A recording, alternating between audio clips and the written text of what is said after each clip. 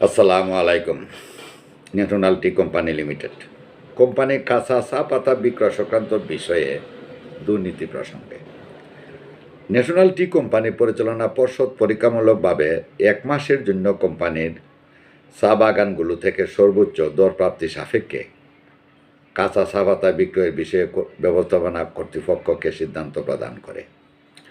উক্ত কাঁচা চা পাতা বিক্রয়ের ক্ষেত্রে সৈয়দ মাহমুদ হাসান ভারপ্রাপ্ত ব্যবস্থাপনা পরিচালক জিএম কেরামত আলী এবং কোম্পানি সচিব মোল্লা গুলাম মোহাম্মদ ব্যাপক দুর্নীতি ও অনিয়মের আশ্রয় নেন।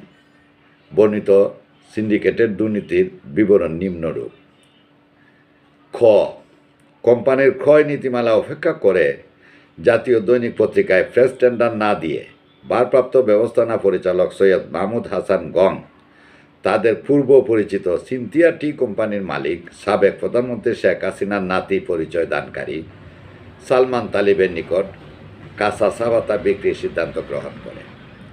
কোম্পানিতে সৈয়দ মাহমুদ হাসান গংকে বিভিন্ন অনিয়মে সাহায্য করার প্রেক্ষিতে কথিত ব্যক্তি প্রতি মাসে একবার করে বাগান পরিদর্শন করতেন। গত 2 বছরে চণ্ডীছড়া ও ফাত্রকলা চা বাগানে পরিবার পরিজন সহ বিগত সরকারের সময় প্রভাবশালী সালমান তালিবের নামে বিপুল পরিমাণ আপ্যায়ন বিল পর্যবেক্ষণ ও নিরীক্ষা করলেই তার প্রমাণ পাওয়া যাবে। খ, পরিচালনা পর্ষদ কর্তৃক 1 মাসের জন্য পরীক্ষামূলকভাবে কাঁচা চা পাতা বিক্রয়ের জন্য ব্যবস্থাপনা কর্তৃপক্ষকে নির্দেশ দেওয়া হলেও ভারপ্রাপ্ত ব্যবস্থাপনা পরিচালক সৈয়দ মাহমুদ হাসান সিনথিয়া টি কোম্পানির মালিক সালমান তালিবের সঙ্গে কাঁচা চা পাতা বিক্রির টাকা আত্মসাতের উদ্দেশ্যে পরিচালনা পর্ষদের সিদ্ধান্ত অমান্য করে 18/7/2024 থেকে 31/12/2024 পর্যন্ত প্রায় 6 মাসের কাঁচা চা পাতা বিক্রির চুক্তি সম্পাদন করেন। ঘ, সৈয়দ মাহমুদ হাসান, কেরামত আলী গং তাদের নিজেদের স্বার্থকে প্রাধান্য দিয়ে কোম্পানির স্বার্থকে জলাঞ্জলি দিয়ে চুক্তিপত্রের 11 নং ধারা অনুসারে জামানত হিসাবে সালমান তালিবের নিকট থেকে কোম্পানির প্রাপ্য 15,30,000 টাকা ব্যাংক গ্যারান্টি নেওয়ার কথা থাকলেও তা নেওয়া হয়নি।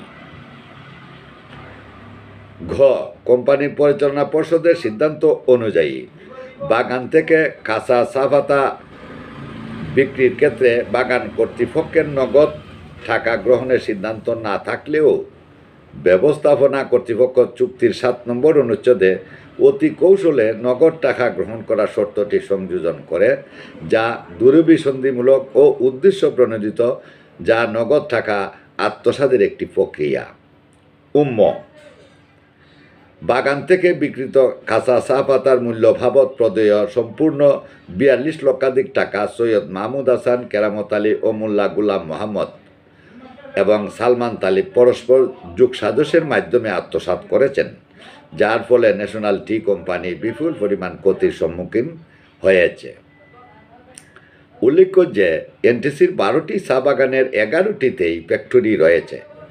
চা ফ্যাক্টরিগুলোতে উৎপাদনের পর্যাপ্ত সক্ষমতা ক্যাপাসিটি থাকা সত্ত্বেও নগদ টাকা আত্মসাতের উদ্দেশ্যে কাঁচা চা পাতা বিক্রির আয়োজন করা হয়। বলা বাহুল্য যে কোম্পানি গঠনের পরে কখনো এনটিসি থেকে কাঁচা চা পাতা বিক্রয় হয়নি।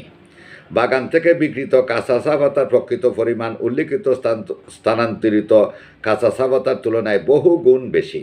আবার সাবেক প্রধানমন্ত্রীর কথিত নাতি সালমান তালিবকে কাঁচা চা পাতা দেওয়ার সময় অতিরিক্ত চা পাতা প্রদান করা হয়। এতেও প্রায় 30% অতিরিক্ত কাঁচা চা পাতা ফ্যাক্টরি থেকে অপসারণ করা হয়, যাতে বর্তমান ভারপ্রাপ্ত এমডি সৈয়দ মাহমুদ হাসান, সাবেক জিএম কেরামত আলী, কোম্পানির সচিব মোল্লা গুলাম মোহাম্মদ এবং ক্রেতা সালমান তালিব অনৈতিক উপায়ে আর্থিকভাবে লাভবান হয়েছেন।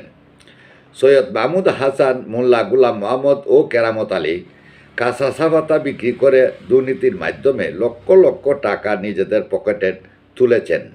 অন্যদিকে ন্যাশনাল টি কোম্পানিকে বিপুল পরিমাণ লুস্কানের মধ্যে ফেলে দিয়েছেন। চুক্তির 11 নং শর্ত অনুযায়ী প্রতি সপ্তাহে কাঁচা চা পাতা ফ্যাক্টরি থেকে গ্রহণ করার পূর্বে পূর্ববর্তী সপ্তাহের টাকা পরিশোধ করে কাঁচা চা পাতা ফ্যাক্টরি থেকে ওজন করে নিয়ে যেতে হবে, এমন শর্ত ছিল।